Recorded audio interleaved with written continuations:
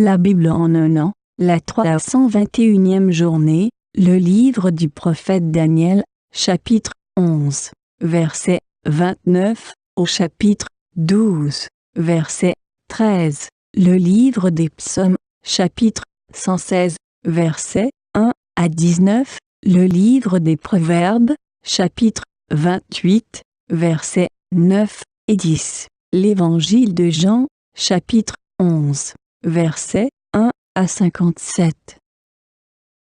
Livre de Daniel, chapitre 11. Au moment fixé, il marchera de nouveau contre le sud, mais cette fois-là, cela ne se passera pas comme la première fois. Des bateaux venus de l'ouest avanceront contre lui. Découragé, il rebroussera chemin, puis dans sa rage, il agira contre l'Alliance sainte. Il reviendra et traitera avec bienveillance ceux qui auront abandonné l'Alliance sainte. Des troupes se présenteront sur son ordre, et elles souilleront le sanctuaire, la forteresse. Elles feront cesser le sacrifice perpétuel et dresseront l'abominable dévastation. Il corrompra par des flatteries ceux qui violent l'alliance, mais les membres du peuple qui connaîtront leur Dieu agiront avec fermeté, et les plus perspicaces donneront instruction à beaucoup. Ils se heurteront pour un temps à l'épée et à la flamme, à la déportation et au pillage. Durant cette période, ils recevront un peu d'aide, et beaucoup se rallieront à eux de façon hypocrite. Quelques-uns des hommes perspicaces trébucheront afin d'être affinés, purifiés et épurés, jusqu'au moment de la fin, car elle n'arrivera qu'au moment fixé. Le roi fera ce qu'il voudra. Il sera plein d'arrogance, se grandira au-dessus de tous les dieux et prononcera des paroles extraordinaires contre le Dieu des dieux. Il prospérera jusqu'à ce que la colère soit à son comble, car ce qui est décidé s'accomplira. Il ne prêtera attention ni au Dieu de ses ancêtres, ni à celui que désirent les femmes. Il ne prêtera attention à aucun Dieu, car il se grandira au-dessus de tous. C'est le Dieu des forteresses qu'il honorera sur son piédestal. À ce Dieu que ne connaissaient pas ses ancêtres, il rendra hommage avec de l'or et de l'argent, avec des pierres précieuses et des objets de valeur. C'est avec ce Dieu étranger qu'il agira contre les endroits fortifiés, et il comblera d'honneur ceux qui le reconnaîtront. Il leur donnera la domination sur beaucoup et leur distribuera des terres en guise de récompense. Au moment de la fin, le roi du Sud l'affrontera, et le roi du Nord fondra sur lui comme une tempête, avec des chars et des cavaliers, ainsi que de nombreux bateaux. Il pénétrera dans tous les pays, déferlera comme un torrent et débordera. Il pénétrera dans le plus beau des pays, et beaucoup trébucheront, mais voici ceux qui seront délivrés de son pouvoir, Edom, Moab, et les principaux des Ammonites. Il étendra son pouvoir sur divers pays, et l'Égypte n'y échappera pas. Il se rendra maître des trésors d'or et d'argent, et de tous les biens précieux de l'Égypte. Les Libyens et les Éthiopiens marcheront à sa suite. Des nouvelles de l'Est et du Nord le troubleront, et il partira dans une grande colère, détruire et exterminer beaucoup d'hommes. Il dressera les tentes de son palais entre les mers, vers la glorieuse et sainte montagne, puis il arrivera à sa fin sans que personne ne l'aide. Le livre de Daniel, chapitre 12. À cette époque-là se dressera Michel, le grand chef, celui qui veille sur les enfants de ton peuple. Ce sera une période de détresse telle qu'il n'y en aura pas eu de pareille depuis qu'une nation existe jusqu'à cette époque-là. À ce moment-là, ceux de ton peuple qu'on trouvera inscrits dans le livre seront sauvés. Beaucoup de ceux qui dorment dans la poussière de la terre se réveilleront, les uns pour la vie éternelle, les autres pour la honte, pour l'horreur éternelle. Ceux qui auront été perspicaces brilleront comme la splendeur du ciel, et ceux qui auront enseigné la justice à beaucoup brilleront comme les étoiles pour toujours et à perpétuité. Quant à toi, Daniel, tiens ces paroles cachées et marque le livre du sceau du secret jusqu'au moment de la fin. Beaucoup seront perplexes, mais la connaissance augmentera. Moi, Daniel, je regardais et j'ai vu deux autres hommes se tenir debout, l'un sur une rive du fleuve, l'autre sur l'autre rive. L'un d'eux a dit à l'homme habillé de lin qui se tenait au-dessus de l'eau du fleuve, « Quand viendra la fin de ces événements extraordinaires? Et j'ai entendu l'homme habillé de lin, celui qui se tenait au-dessus de l'eau du fleuve. Il a levé sa main droite et sa main gauche vers le ciel, et il a juré par celui qui vit éternellement que ce serait dans 1 temps, 2 temps, et la moitié d'un temps, et que tout cela prendrait fin quand la force du peuple saint serait entièrement épuisée. J'ai entendu, mais sans comprendre, et j'ai dit, Mon Seigneur, quelle sera l'issue de tout cela? Il a répondu, Vas-y, Daniel, car ces paroles sont tenues cachées et marquées du sceau du secret jusqu'au moment de la fin. Beaucoup seront purifiés, épurés et affinés. Les méchants feront le mal et aucun d'eux ne comprendra, tandis que ceux qui seront perspicaces comprendront. Depuis le moment où le sacrifice perpétuel sera supprimé et où l'abominable dévastation sera dressée, il y aura 1290 jours. Heureux celui qui attendra et qui arrivera jusqu'à 1335 jours. Quant à toi, marche vers ta fin. Tu te reposeras et tu seras debout pour recevoir ton héritage à la fin des jours. Le livre des Psaumes, chapitre 116. J'aime l'Éternel car il entend ma voix, mes supplications. Oui, il a penché son oreille vers moi et je ferai appel à lui toute ma vie. Les liens de la mort m'avaient enserré et les angoisses du séjour des morts s'étaient emparées de moi. J'étais accablé par la détresse et la douleur, mais j'ai fait appel au nom de l'Éternel. Éternel, sauve-moi. L'Éternel fait grâce et il est juste. Notre Dieu est rempli de compassion. L'Éternel garde ceux qui manquent d'expérience. J'étais affaibli et il m'a sauvé. Retrouve le repos, mon âme, car l'Éternel t'a fait du bien. Oui, tu as délivré mon âme de la mort, mes yeux des larmes, mes pieds de la chute. Je marcherai devant l'Éternel au pays des vivants. J'avais confiance, même lorsque je disais « Je suis plongé dans le malheur ». Dans mon angoisse, je disais « Tous les hommes sont des menteurs. Comment pourrais-je rendre à l'Éternel tous ses bienfaits envers moi? Je lèverai la coupe de délivrance et je ferai appel au nom de l'Éternel. J'accomplirai mes vœux envers l'Éternel en présence de tout son peuple. Elle a du prix aux yeux de l'Éternel, la mort de ses fidèles. Écoute-moi, Éternel, car je suis ton serviteur, le fils de ta servante. Tu vas détacher mes liens. Je t'offrirai un sacrifice de reconnaissance et je ferai appel au nom de l'Éternel.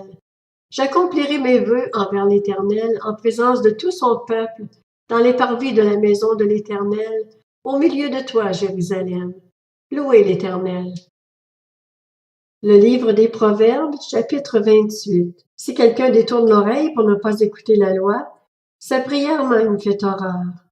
Celui qui égare les hommes droits dans la mauvaise voie tombera dans la fosse qu'il a creusée, mais les hommes intègres hériteront du bonheur. L'Évangile de Jean, chapitre 11.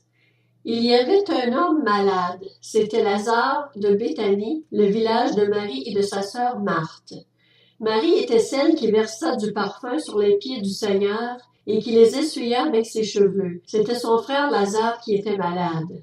Les sœurs envoyèrent dire à Jésus, « Seigneur, celui que tu aimes est malade. » À cette nouvelle, Jésus dit, « Cette maladie n'aboutira pas à la mort, mais elle servira à la gloire de Dieu, afin qu'à travers elle, la gloire du Fils de Dieu soit révélée. » Or, Jésus aimait Marthe, sa sœur et Lazare.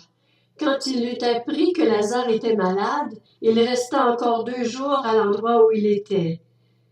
Puis il dit aux disciples, « Retournons en Judée. » Les disciples lui dirent, « Maître, tout récemment les Juifs cherchaient à te lapider et tu retournes là-bas. » Jésus répondit, « N'y a-t-il pas 12 heures de jour? Si quelqu'un marche pendant le jour, il ne trébuche pas, parce qu'il voit la lumière de ce monde.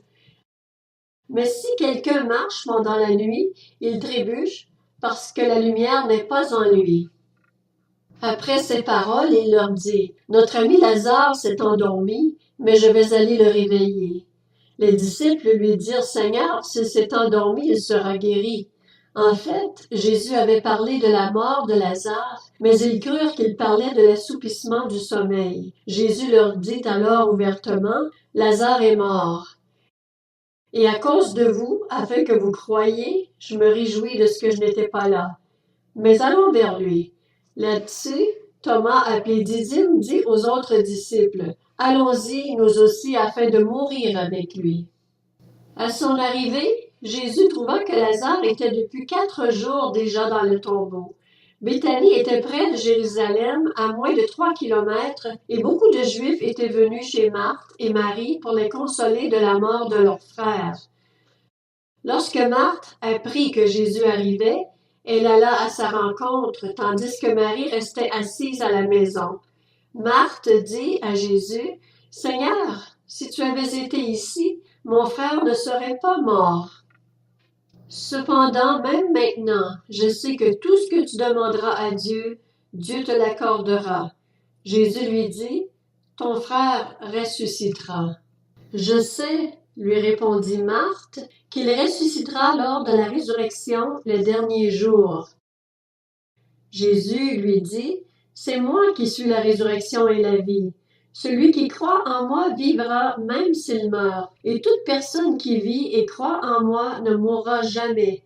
Crois-tu cela? » Elle lui dit, « Oui, Seigneur, je crois que tu es le Messie, le Fils de Dieu, qui devait venir dans le monde. » Après avoir dit cela, elle alla appeler secrètement sa sœur Marie en lui disant, « Le Maître est ici et te demande. » À ces mots, Marie se leva sans attendre et alla vers lui.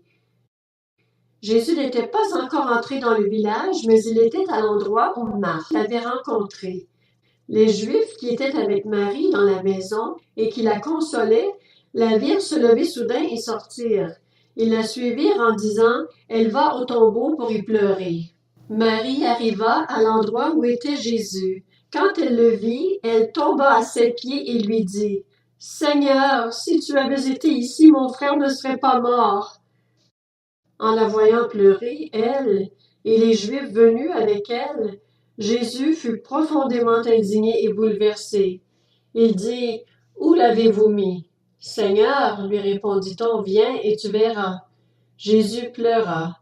Les Juifs dirent alors, « Voyez comme il l'aimait. » Et quelques-uns d'entre eux dirent, « Lui qui a ouvert les yeux de l'aveugle, ne pouvait-il pas aussi faire en sorte que cet homme ne meure pas? » Jésus, de nouveau profondément indigné, se rendit au tombeau. C'était une grotte. Une pierre fermait l'entrée. Jésus dit, « Enlevez la pierre. » Marthe, la sœur du mort, lui dit, « Seigneur, il sent déjà car il y a 4 jours qu'il est là. » Jésus lui dit, « Ne t'ai-je pas dit que si tu crois, tu verras la gloire de Dieu? » Ils enlevèrent donc la pierre de l'endroit où le mort avait été déposé. Jésus leva alors les yeux et dit, « Père, je te remercie de ce que tu m'as écouté.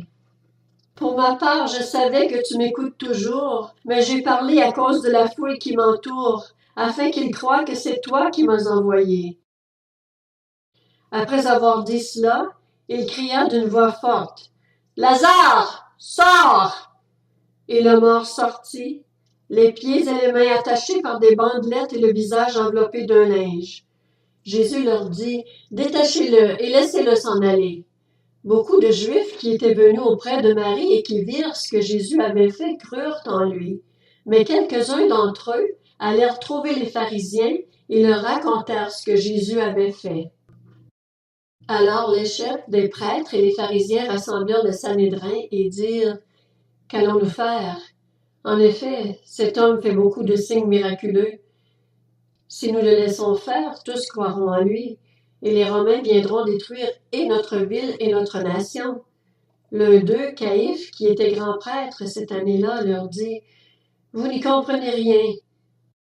Vous ne réfléchissez pas qu'il est dans notre intérêt qu'un seul homme meure pour le peuple et que la nation tout entière ne disparaisse pas. » Or, il ne dit pas cela de lui-même, mais comme il était grand prêtre cette année-là, il prophétisa que Jésus devait mourir pour la nation. Et ce n'était pas pour la nation seulement, c'était aussi afin de réunir en un seul corps les enfants de Dieu dispersés. Dès ce jour, ils tinrent conseil pour le faire mourir. C'est pourquoi Jésus ne se montra plus ouvertement parmi les Juifs, mais il se retira dans la région voisine du désert, dans une ville appelée Éphraïm, où il resta avec ses disciples. La Pâque des Juifs était proche, et beaucoup de gens montèrent de la campagne à Jérusalem avant la Pâque pour se purifier. Ils cherchaient Jésus et se disaient les uns aux autres dans le temple, « Qu'en pensez-vous?